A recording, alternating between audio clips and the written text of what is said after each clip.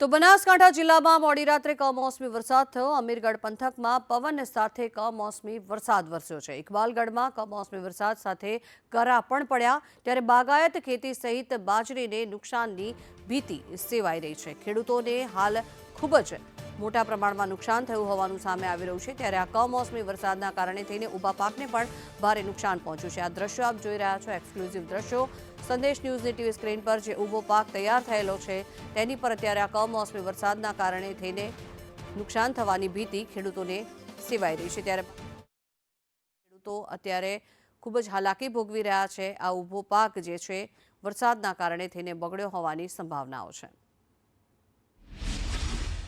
मौसम खराब होवाથી રાત્રે 12:15 વાવાઝોડું પ્લસ કે કરાને વરસાદના લીધે અમારા ખેતરમાં ભારે નુકસાન થયું છે, જેથી કરીને આમ પણ કમોસમીના સિઝનના લીધે એક સિઝન એમ બી ખરાબ તો થાય જ છે, પ્લસ કે જેથી કરીને અમારા ખેતરમાં 3 વીઘા બાજરી વાવેલી હતી એ આજે પડી ગઈ છે અને ભારે બહુ નુકસાન થયું છે, જેથી કરીને સરકારને અમે નિવેદન કરીએ છીએ કે અમારે થોડી નુકસાનમાં સહાયતા કરે। ખાતાની આગાહીના પગલે બનાસકાંઠામાં કમોસમી વરસાદની મજા મોકલી છે।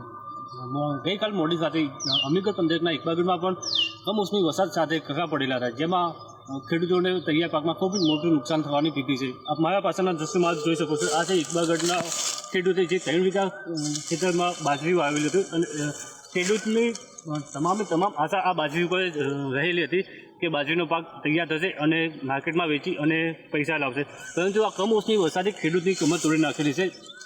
આ 3 વીઘા ખેતીમાં જે બાજરી હતી તે તમામ મોડી રાતે પડેલા વરસાદ અને પવનના લીધે તમામ બાજરી આડી પડેલી છે। અશોક રણવસિયા, સંદેશની ચેનલ, અમીરગઢ।